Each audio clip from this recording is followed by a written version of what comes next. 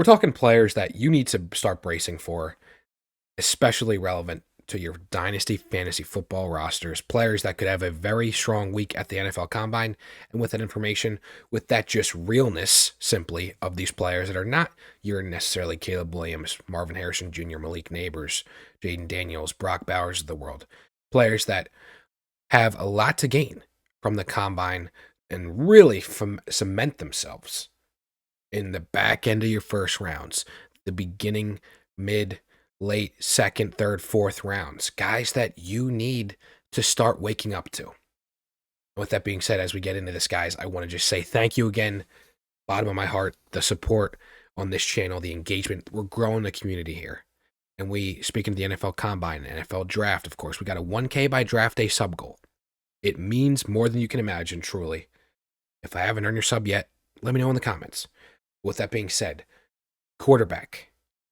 Well, look, J.J. McCarthy, he's the guy, right? I don't think it's too difficult to, of course, acknowledge the guy that looks pretty penciled in right now as the QB4, and really an opportunity to just completely solidify, put a stamp on his status as that QB4, as that guy that could really go top 15, top 12 possibly. All these quarterback needy teams. He's got a chance, of course, the intangibles, right? In the interview, that of course we're not going to be in that room. So how could we ever know? And there's going to be a lot of smoke, obviously. Where there's smoke, there's fire.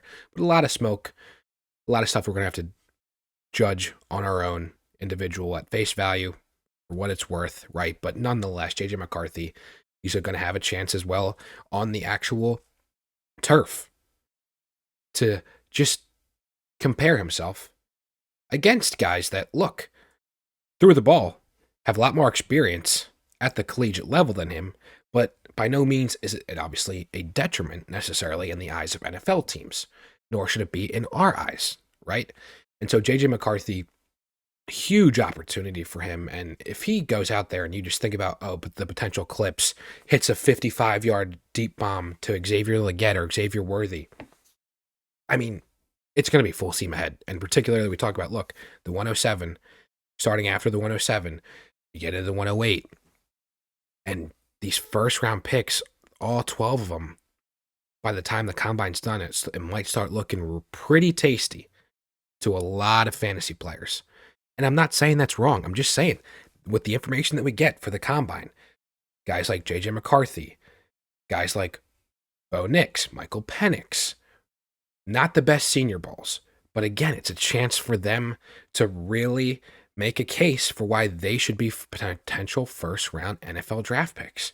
And if they get that draft capital, then they're easily filtering into that top 10, the 110, the 109, 111, 112 first-round picks in your Dynasty Superflex leagues, right? And so these are three quarterbacks that really have a chance to, when we look a week from today, wow, the 108, 109, 110, 111, 112 looking potentially a lot better in the eyes of the greater Dynasty community. I want to make that clear, too. For a lot of degenerates, right? Some of us, we've been really glued to the college scene, watching a lot of football, maybe too much, right? And already have awareness, right? Awareness, so to speak, of who these players are. But really just quarterback, three in particular, that have a lot to gain, I think, from the combine. The top three, really three of the top 5, 6 picks in your Superflex leagues, kind of already done and dusted. Hence, look, they're not even partaking in the on-field work because they know where they're going to go. They have the assurance, right? With these other guys, it's not quite as much, but nonetheless, huge opportunity that presents themselves. And then we're moving on to running back here. Look, this is a little bit of a weak take here, but I mean, every running back there, bar obviously the Jonathan Brooks of the world who can't physically compete necessarily, who really, consensus-wise, so to speak, is kind of the RB1. You know, I'm there. I'm in that camp. I think Jonathan Brooks, what he put on the field is incredible in that third year at Texas. But the door is just completely ajar for all these other players at the running back position. We're looking at early declares like your Trey Bensons, Braylon Allens, Will Shipleys of the world. You're looking at your seasoned quote-unquote vets, right? Your Blake Corums, Marshawn Lloyds, Jalen Wrights, guys that were at the Senior Bowl. You're looking at just immense opportunity for a position group in this draft class that gets so much hate and so much negative discourse. There's going to be guys that are going to be fantasy relevant. You look at the devaluation of the running back position in the NFL. Well, there's going to have to be bodies on the NFL rosters to absorb roles, right? I mean, sure, there's no Bijan Robinson, there's no Jahmyr Gibbs in this class who are going to be then on the field this week testing, making a name for themselves, really just cementing themselves as top 15 NFL draft picks. That's not going to be the case at all. Might not even see top 50 running back draft capital. But certainly, nonetheless, guys that could go day 2, mid-end of second round, third round, fourth round, early day 3. Guys that, look, could still be very relevant, potentially the next Kyron Williams, Pacheco's of the world. Guys that you can't just overlook and talk down because, they're not the Bijans of the world. They're not the Jahmyr Gibbs of the world. Those were special players in their own right. We're talking about running backs, though. A bevy of them at the Combine this week that have quite the opportunity to start gaining more acceptance and recognition within the Dynasty community, in the sense that, okay, these are real people.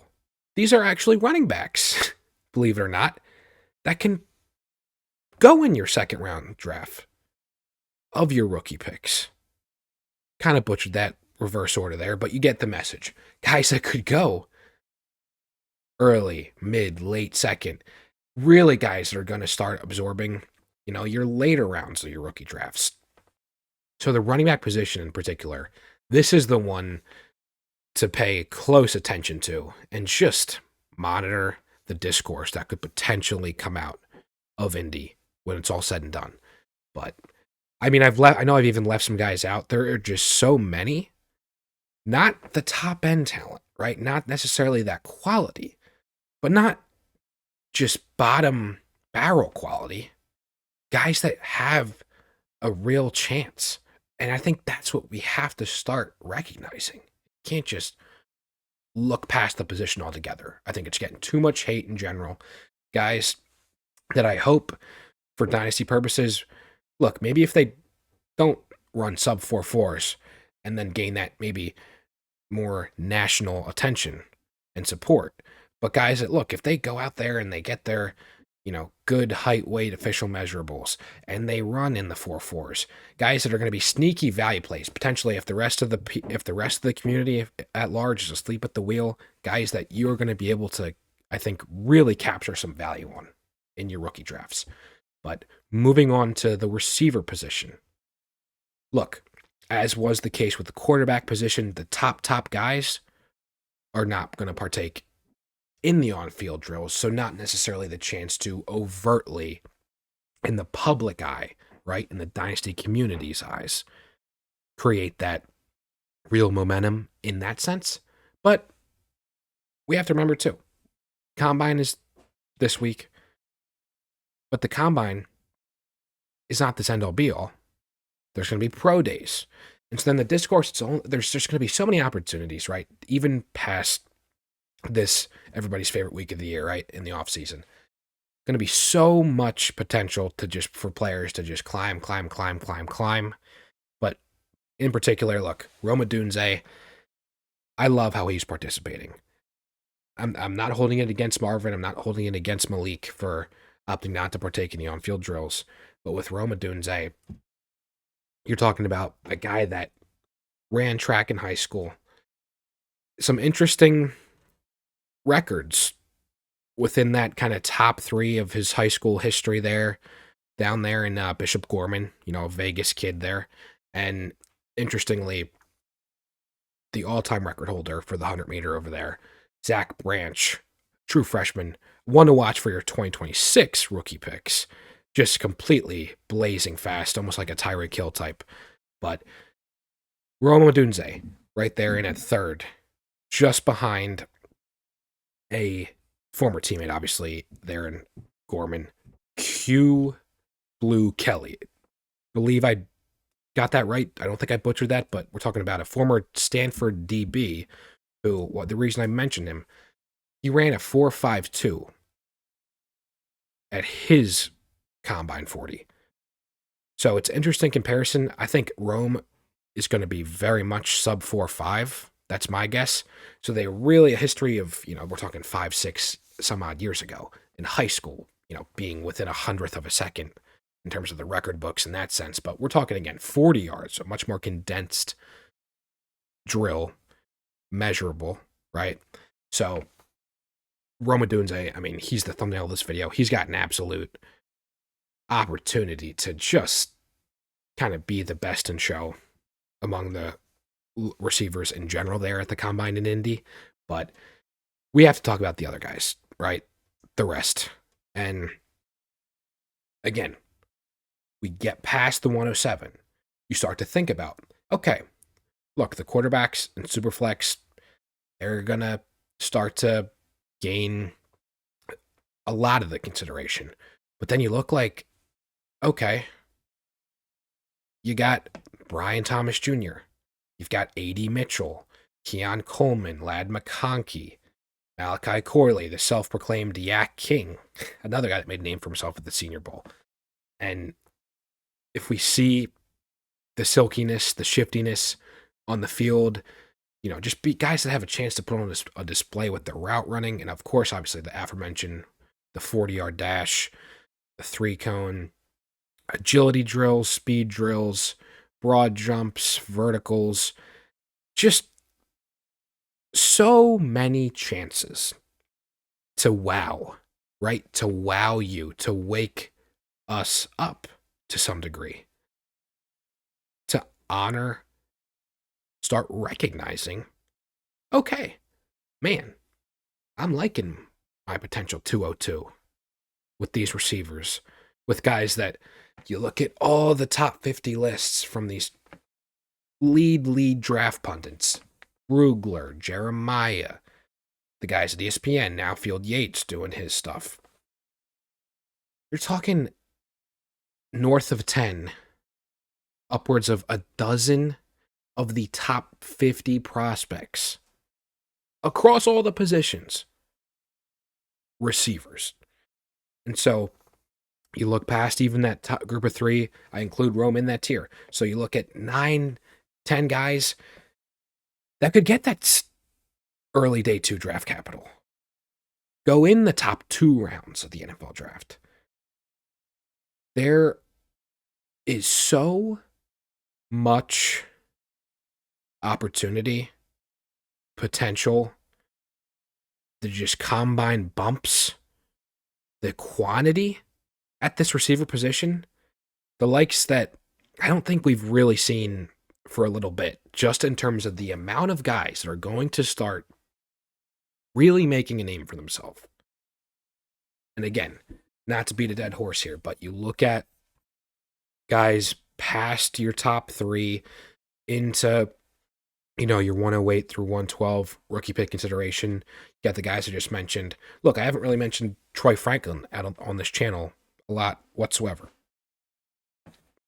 I like the other guys a little bit more, but if he goes out there and he weighs, assuming you put on some weight, in and around that 190-pound range, he's a taller body himself as well, right? That's a lot of the profiles in this draft, but he goes out there and he potentially runs a blazing fast 40.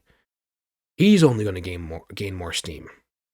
You look at Roman Wilson, another Senior Bowl standout, Jermaine Burton, Malik Washington, the Xaviers, Worthy Leggett, Javon Baker, another sleeper from UCF, Tez Walker, all these guys that and I can't believe I cannot believe I've not mentioned his name yet, but Jalen Polk, or I've seen how the name's spelled, Jalen Polk.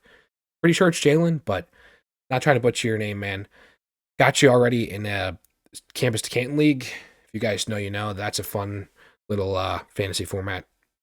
But all of these guys, I mean, I'm naming off 12 plus guys. Jamari Thrash, Taj Washington. I mean, these are all guys. Brendan Rice, who's the son of arguably the best receiver of all time.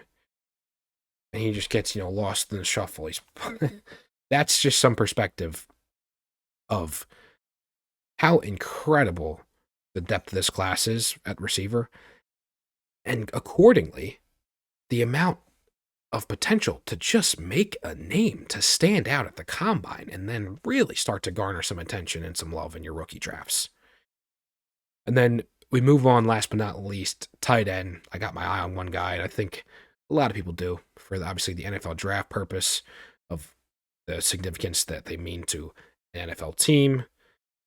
But for our NFL fantasy rosters, it's Jatavian Sanders. I don't think Brock Bowers is going to do the on-field drills. That's just where I'm at, and I think where the rumors have been. But Jatavian Sanders, he's going to be there, and he's got an absolute shot to really kind of cement himself in a tier of his own, and that's, tight end too. Really good skill set for fantasy. Really good skill set, really good athlete. A guy that, let's say he goes to the Chargers. I know Brett Coleman's talked about that when you think about mock scenarios where the Chargers, a statement pick, you figure, they got to go with an alignment. They got to go with a tackle at 5. And then maybe they kick the can, get a weapon, a pass-catching weapon in the second round. Think about Jatavian Sanders maybe getting that top 50 draft capital, that maybe even, honestly, frankly, higher, top 40, right? Maybe that Michael Mayer, Sam Laporta draft range after a potential strong week at the combine in Indy. Just so much potential. So much potential. So much potential for activities, for fun. If you get that reference. So many guys you need to keep an eye on and anticipate, prepare for, if you haven't already. That's the tenor of this video. That's the theme of the message I'm trying to send here. There are so many chances, by the sheer number of guys we're talking about here. Look, we know how great the top 7 is in Superflex. You want to will that down? The top 4 in 1 QB. But when you start getting past those thresholds, there's going to be some natural risers, right? And I just want to start priming you all, if you haven't been already. If you haven't already subbed, if you enjoyed, all the love and support goes more than you can honestly think and believe. Truly trust me on that. We're on the road to 1K by draft day. We're only trying to get better. Better and better. We got really, really condensed upload schedule for this week with the combine. Really excited about it. And guys, let me know who you're looking forward to watching the combine down below in the comments. Who do you think is going to be the riser this time come next week? If I had to throw a dart out there, my guess, Keon Coleman.